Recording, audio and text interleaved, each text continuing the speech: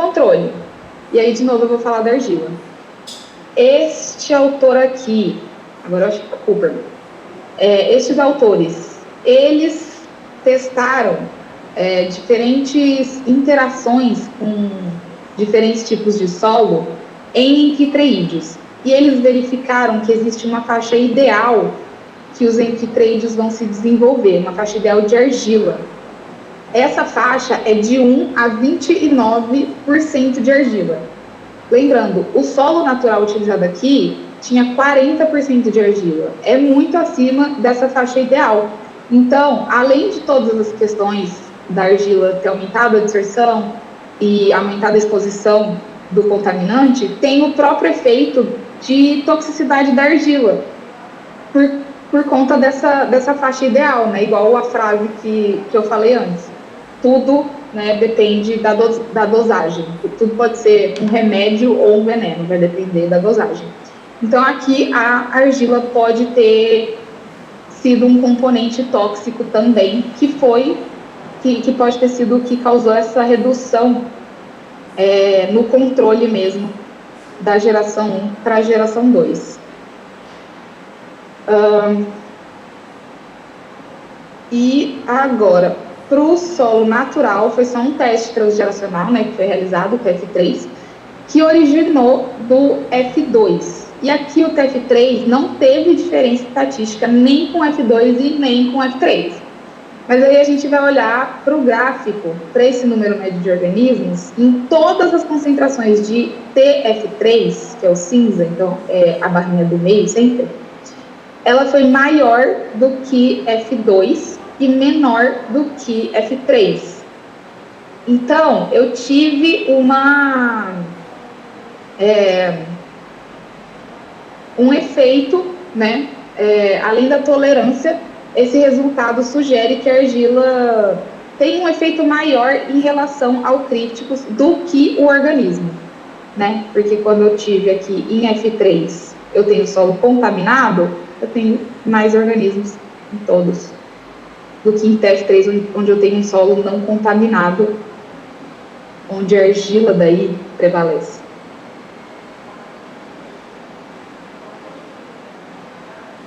Pronto, agora as conclusões dos resultados dos dois solos, né? A comparação dos dois solos, as principais. No SAT, os resultados mostraram o efeito a longo prazo, a partir de F3, sendo que no solo natural, esse efeito já foi observado na primeira geração. E essa diferença pode ser explicada principalmente pelas propriedades do solo. No SAT, a dispersão do ciprofloxacino foi limitada pela caulinita, enquanto que no solo natural, a dispersão aumentou por conta da argila. E aí eu tenho a exposição por ingestão do organismo, tendo essa diferença, sendo maior no solo natural, onde eu tive um efeito mais acentuado, e menor no solo artificial, onde eu tive um efeito mais tardio. Outro ponto que foi discutido foram as alterações epigenéticas, né, que somadas à exposição mais limitada aos organismos, pode justificar esse efeito tardio no SAT, ou seja, a exposição ela foi suficiente para causar uma alteração epigenética que continuou sendo passada às próximas gerações, mas por ser uma exposição mais limitada, por conta da caulinita e da baixa matéria orgânica, só foi causar um efeito na reprodução a partir da terceira geração. Já no solo natural, por conta do alto teor de argila e da maior adsorção do ciprofloxacino nesse componente do solo, eu tive uma exposição maior e, consequentemente, efeitos mais acentuados e mais rápidos. Em ambos os solos, eu não tive diferença entre as concentrações, e aí são aquelas limitações, tanto de que a concentração, a adsorção no solo diminui com o aumento da concentração do ciprofloxacino, e também quanto à resposta dos organismos, que tem um limite, né? Eles, mesmo que eu continue aumentando a concentração e o estresse, essa resposta ela não vai alterar mais. E a gente viu também uma possível tolerância, né? Que os efeitos talvez fossem reversíveis. Isso foi mostrado nos testes transgeracionais, principalmente com o SAT. E para concluir, agora são as conclusões gerais, inclusive, da revisão sistemática, os efeitos do ciprofloxacino no organismo testado, que é o enteritos críticos, pode variar em tempo e intensidade. Isso foi mostrado nos dois solos, né, as diferenças dos dois solos, dependendo de alguns fatores de exposição, como matéria orgânica, argila, minerais do solo, tempo de exposição, enfim, tipo de solo, todas as condições de exposição desse solo. Quando expostos ao ciprofloxacino, os organismos tendem a adquirir uma tolerância a longo prazo e podem estabilizar ou até reverter, até certo ponto, os efeitos causados. Os danos causados na reprodução, eles podem ser na reprodução não, nos organismos, eles podem ser transferidos às próximas gerações, que seria o exemplo da metilação do DNA. Diferentes concentrações de exposição podem não apresentar variações significativas na reprodução, considerando a propriedade do solo, a tolerância e o limite de resposta dos organismos, que foi aqueles resultados que não variavam entre as concentrações nos dois solos. Agora, segundo a revisão sistemática, o ciprofloxacino, ele já vem sendo encontrado no meio agrícola e se mostrou capaz de causar danos em organismos de diferentes níveis tróficos do solo, o que foi confirmado com os invertebrados testados aqui, né, os crípticos. O ciprofloxacino, ele tem alta absorção, ele é persistente, ele tem um tempo de meia-vida muito alto em solo. Além disso, ele tem baixa mobilidade, e o que pode aumentar o risco da disseminação de bactérias resistentes a antibióticos e colocar todo o ecossistema agrícola em risco, inclusive a entrada na cadeia alimentar.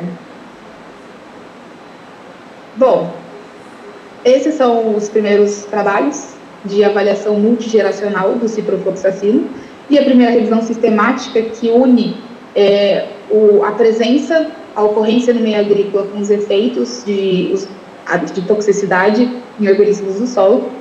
Esse trabalho ele começa a preencher uma grande lacuna quanto aos efeitos de longo prazo de contaminantes emergentes que estão presentes no meio já, e talvez comece a contribuir com futuras e importantes tomadas de decisões no meio científico e regulatório. E eu deixo aqui algumas recomendações que dariam continuidade, né, que são avaliações que considerem sempre o longo prazo de exposição, né, a gente está falando de um composto que é persistente, testes com diferentes espécies de organismos e diferentes níveis tróficos, diferentes tipos de solo para avaliar também as diferentes composições desses solos, avaliação também das alterações enzimáticas, sequenciamento de DNA e outras avaliações a nível molecular que vão entregar um resultado mais detalhado dos efeitos desse composto no solo, nos organismos do solo. Aqui eu tenho as referências dessa apresentação. E muito obrigada, espero não ter passado muito do tempo e nem ter sido muito maçante. Muito obrigada pela atenção e pela presença. Marcela, nós que agradecemos, né? Bom, eu já conheci o trabalho da Marcela, né? Então, trabalhou arduamente, né, gente? Não é fácil, né? Parece muito simples, né? Tira bichinho daqui, põe ali, mas um controle, você tem aí 800 bichinhos para contar, né, Marcela? Mais 1000, né? Gente, bom, eu vou abrir para perguntas, mas eu só vou dar um esclarecimento. Por conta da lei de proteção de dados, então a tese da Marcela ela só estará disponível depois de 1 ano da defesa, né? Então ainda não temos. E a apresentação, né, como ela tem ainda os resultados que não foram publicados, então ela não pode ser disponibilizada, mas a gente disponibiliza esse artigo que já foi publicado, né? E assim que a tese for liberada, né, aí a gente também pode já encaminhar, inclusive, o PDF. Mas, por enquanto, né, a Marcela ainda não pode divulgar, porque, gente, a malandragem está aí, né? Então, é muito trabalho para depois vir alguém pegar o resultado e plagiar. E, gente, isso tem sido muito comum na área científica, mais do que a gente imagina, tá? Mas o artigo, né, eu acho que com os resultados aí, o segundo artigo ele já foi publicado, a gente pode até colocar aqui no chat o link dele, né, para disponibilizar para você, porque como universidade nós temos acesso gratuito, né, Marcelo? Então acho que dá, né, para disponibilizar o PDF, a gente deixa isso, tá bom? Para vocês. E a tese a gente precisa aguardar um pouquinho mais. Então eu agradeço muito, Marcelo, e abro agora para perguntas, né? Quem queira perguntar, ficou com alguma dúvida, por favor, podem se manifestar.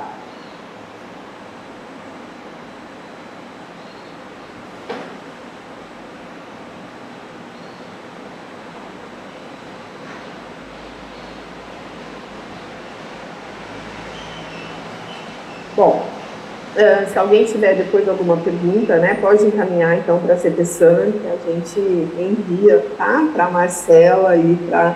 Eu acho que, gente, só para, né, finalizar, esses organismos, né, eles são organismos da fauna edáfica e que realizam a função primordial no solo, para fertilidade e qualidade, né? Então, uma vez impactados, né, eles estarão alterando, né, a qualidade do solo, porque você vai ter redução da citagem de nutrientes e outras funções todas que eles realizam, né? Então, na FT, né, a gente tem um laboratório de toxicologia de solos, né, trabalhando com os dois organismos, que é o Consomia Cândida, né, e o Enterilhos.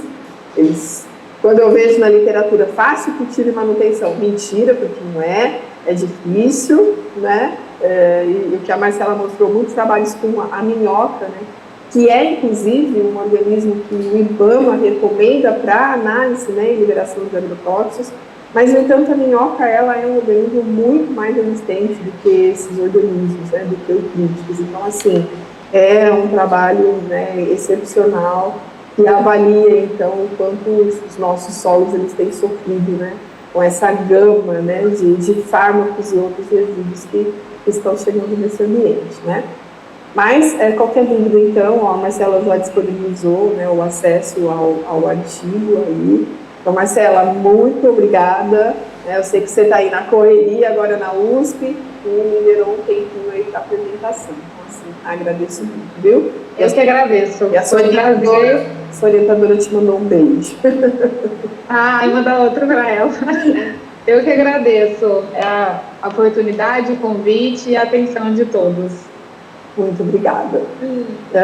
Gente, vamos dar sequência, então, à pauta. Rosiane, acho que agora é com você para falar do plano.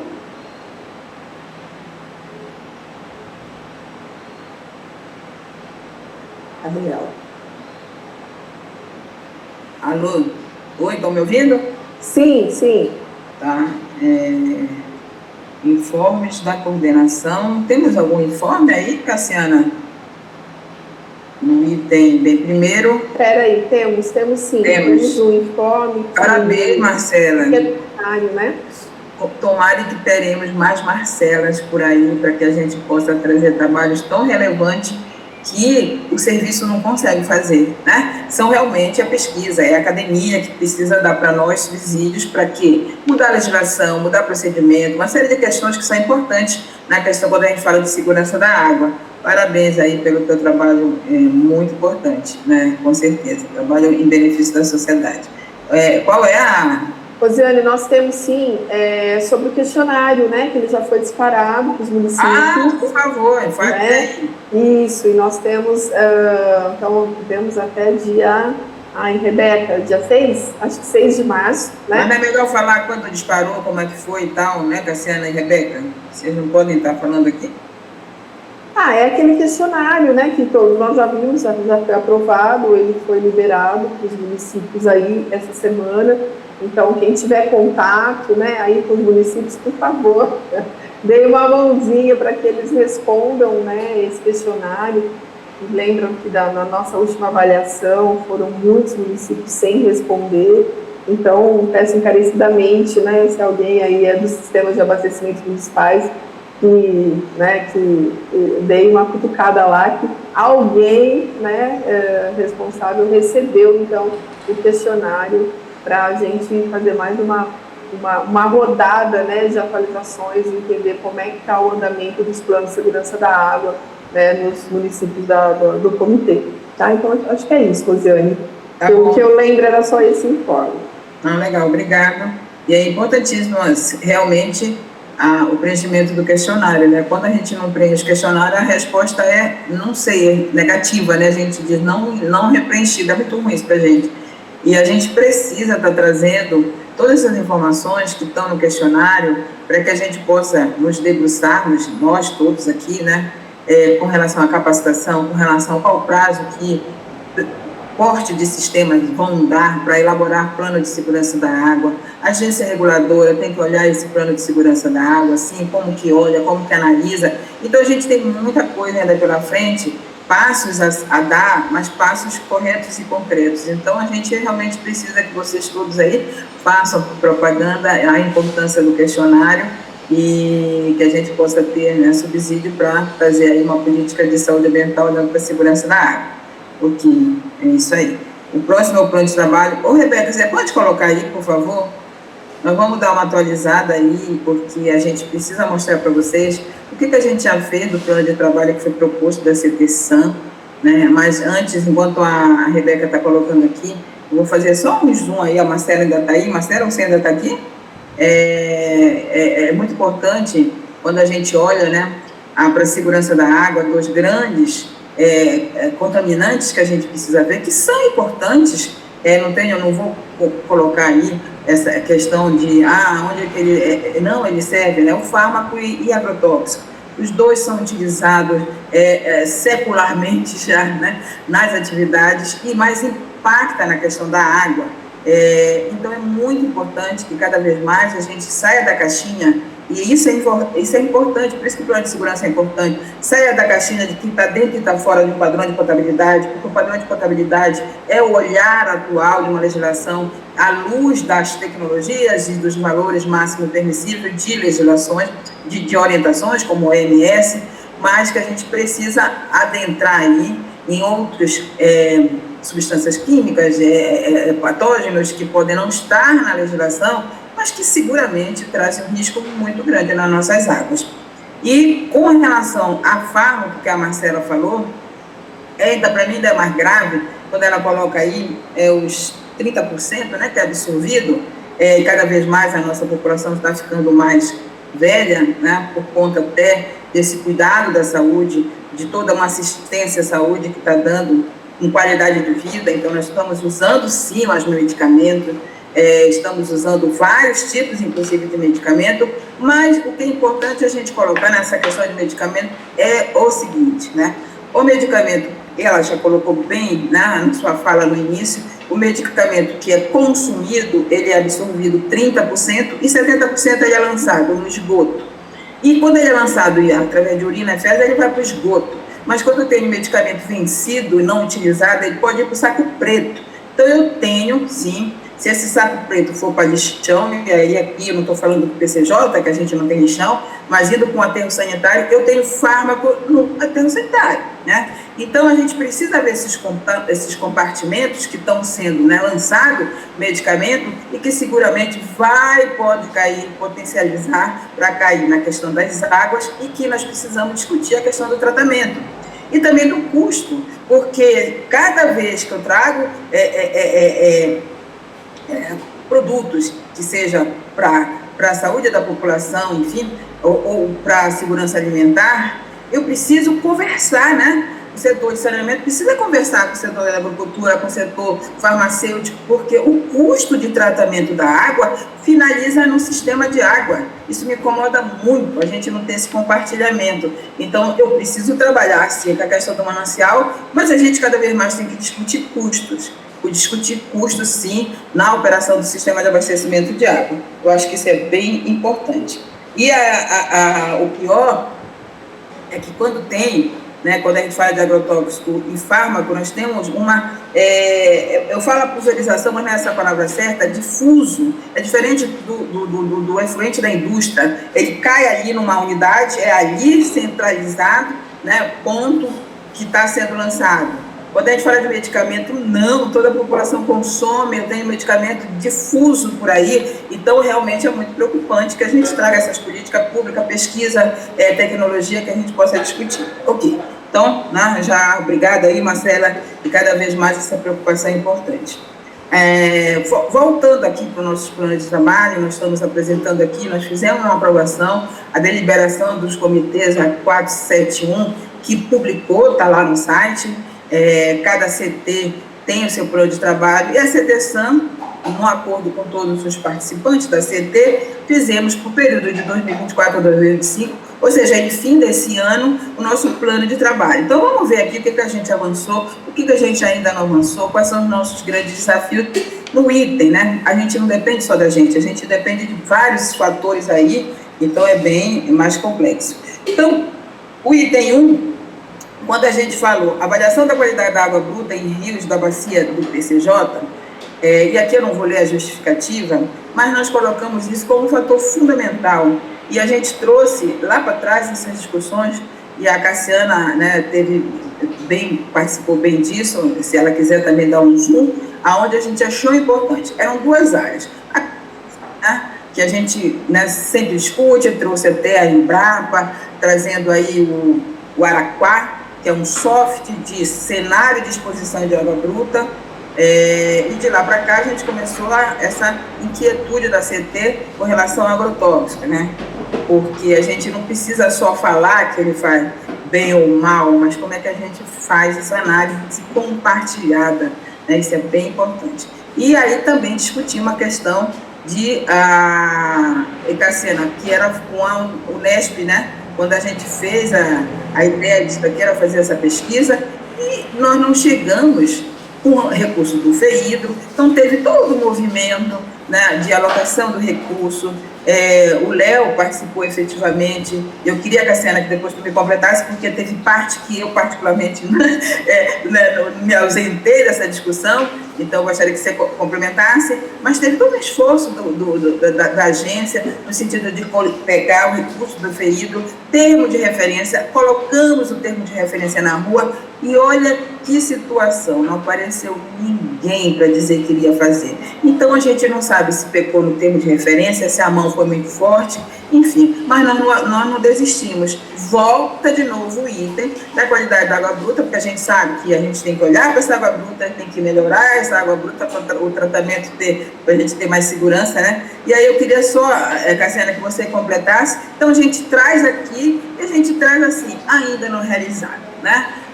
A gente lamenta, mas a gente está insistente e vamos continuar nesse item aqui, né, com relação à avaliação da qualidade da água bruta. Cassiana, quer falar alguma coisa desse item? Não, eu acho que você já comentou tudo, né? Foi um grande esforço desde lá da Prefeitura de Janeiro, né? Colocando esse projeto, era um projeto que envolvia análises físico-químicas, microbiológicas, ecotoxicológicas, mutagênese. Eu acho que talvez, você usou o termo, pesou a mão no termo, não, mas acho que talvez análises que o laboratório não daria conta de fazer, né? Porque ia de uma simples análise físico-química lá, pH, OD, mas até análise de mutagenicidade até tinha nesse projeto, né? Então, teve o recurso, mas quando esse edital ele foi para a rua, vamos dizer assim, né? Não teve laboratório que pudesse exercer, né? Então, não sei, né? A gente precisava voltar e rever, né? E talvez reduzir um pouquinho, pensar em análises mais simples, mas também que nos dê um respaldo, respostas importantes, né? Dessa qualidade de água bruta.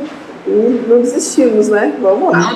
Não desistimos. E aí, para quem quiser colaborar com a gente nesse item, que nós vamos fazer uma reunião, né, Cassiana, mais fácil, de atualizar o porquê que foi errado, cadê o TR, o que houve, para a gente ver qual foi o problema real que aconteceu, para a gente não repetir esse problema. Mas ele está aqui, tá? Então, a gente, né, abre aí para quem quiser estar junto com a gente, olhando para este item específico, que nós vamos dar uma roupagem diferente, mas continua na avaliação da qualidade da água bruta, né, da CPCJ.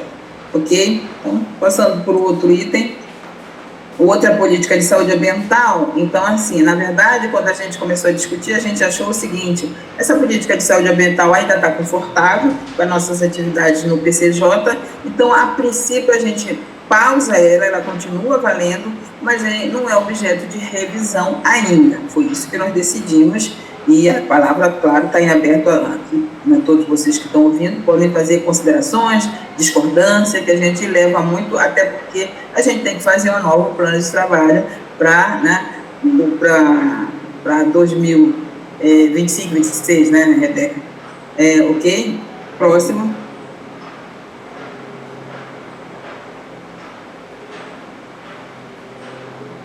E aqui, exatamente, né, tem duas coisas importantes aqui, que é o plano de segurança da água. Então, a gente vem fazendo força, importância desse instrumento, que hoje não é a gente que acha que é importante, é a OMS que acha que é importante, o plano de segurança da água, todo mundo tem que se debruçar, todo mundo tem que conhecer, tem que massificar a informação, tem que tornar transversal esse plano de segurança da água, tem que trazer mais especialista, mas não especialista, que entende que plano de segurança da água também tem que ser política pública, o plano de segurança da água. E para isso a gente foca, a gente fez um guia, aliás, foi o primeiro guia a nível nacional de um passo a passo de plano de segurança da água. No grupo, entendeu-se que o questionário é de suma importância para a gente ver o que a CT, né, a CTSAM pode contribuir para essa implementação, para essa mudança de cultura, né? O plano de segurança muda a cultura da empresa. E aí o questionário, a Cassiana já falou, está na rua. É a segunda vez que a gente faz esse questionário, porque o primeiro foi muito pouco respondido, mas esse questionário ele foi atualizado por um grupo de pessoas que também tem colegas aqui, então a gente trouxe perguntas adicionais, revimos, né, alteramos algumas perguntas para que realmente a gente possa depois consolidar os dados, e esse grupo que propôs o questionário, que a gente possa trazer, extrair informações importantes e para onde a gente vai com relação ao plano de segurança da água. Então, o questionário aqui, um exemplo aqui que está, né, à direita aqui, segundo é o TR, ou seja, o que nós começamos a discutir, mas provocado pelo GAEMA, Campinas e Piracicaba, termo de referência de Plano Municipal de Saneamento Básico. Ou seja, as agências reguladoras, elas olham para o Plano Municipal de Saneamento Básico e é ali que ela vai acompanhar o que está escrito no plano, tanto na questão do diagnóstico, prognóstico, plano de ação. E nós começamos a discutir que dois planos que estão sendo elaborados, principalmente no PCJ, tem que estar dentro do TR, do Plano Municipal de Saneamento Básico. Quais esses planos? Plano de segurança da água e o plano de saneamento rural. Eles estão sendo elaborados, mas o que as agências falam? Se o plano estiver solto, ele não estiver vinculante ao plano municipal de saneamento básico, eu não consigo fazer uma análise e uma avaliação, não estou nem falando de aprovação, vai vir um acompanhamento disso. Então, este grupo, coordenado pelo GAEMA, disse, então, nós vamos olhar, rever o termo de referência à luz das legislações, atualizar e trazer alguns itens nesse TR que traga a leitura de que, tem que ter os planos municipal de saneamento rural e plano municipal de segurança da água. A gente chamou plano municipal de segurança da água, é a mesma coisa quando a gente faz a leitura aí de qualquer publicação do plano de segurança da água, ok? O próximo.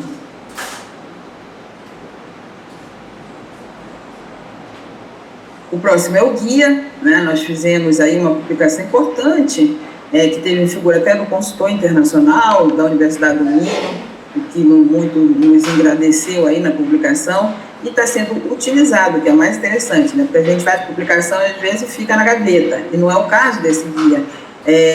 Com o esforço do GAEMA, solicitando também para o sistema de água, utilizando a metodologia que está no guia, só fortalece a publicação. E aí, quando houve a publicação da norma da BNT 17080, que o guia fez parte e está lá como referência básica da utilização da norma, mas teve alguns, principalmente na matriz, uma mudança.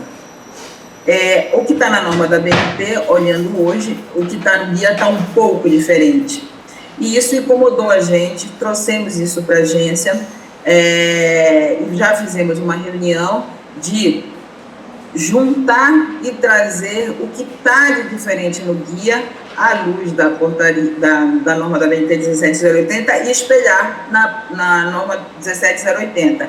O que isso são muito poucas folhas que vão mudar, né? Então é só uma informação, a gente não pode dizer quando isso vai ser publicado, a nova atualização do guia, mas começou o processo de atualização desse guia para trazer o que está na norma da BNT e o que está conflitando, ou que está, não falo a palavra conflitar, não é conflitar, o que está um pouco diferente no guia, que realmente a gente consiga atualizar, tá? Então, em breve aí, vamos pensar aí no horizonte 2025, esse guia deve estar atualizado, então nós vamos ter um novo guia de plano de segurança da água no PCJ.